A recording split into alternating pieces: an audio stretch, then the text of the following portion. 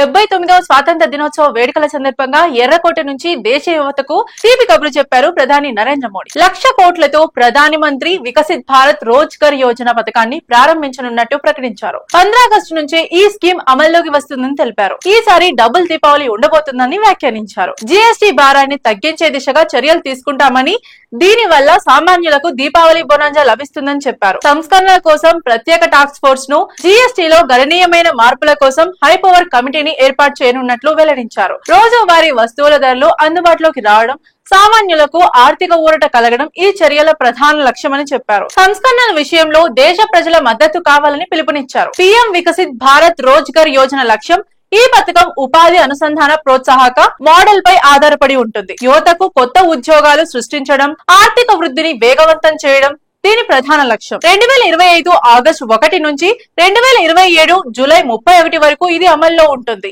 ఇందులో 1.92 కోట్ల మంది మొదటిసారి ఉద్యోగంలో చేరే అవకాశం ఉంటుంది. ముఖ్యంగా తయారీ రంగంపై దృష్టి సారించి వివిధ రంగాల్లో కొత్త అవకాశాలను అందించనున్నారు.